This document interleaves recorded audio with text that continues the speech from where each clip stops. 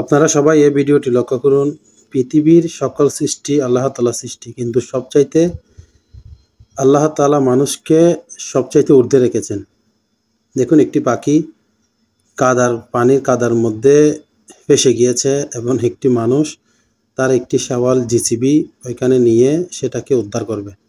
ভিডিওটি লাস্ট পর্যন্ত দেখুন। আমার ভিডিওটি দেখে অনেক ভালো লেগেছে এবং এটাও আবার প্রমাণ হয়েছে যে মানুষ মমতাহীন, মানুষ সাহায্যকারী। এটা আবার প্রমাণ হয়েছে যে আল্লাহ তাআলা বান্দা তার একটি সৃষ্টি, একটি পাখিকে কত সুন্দর করে উদ্ধার করলো। মাশাআল্লাহ। ভিডিওটি সম্পূর্ণ দেখুন এবং ভিডিওটি যদি অবশ্যই ভালো লাগে লাইক, কমেন্ট, শেয়ার করতে ভুলবেন না।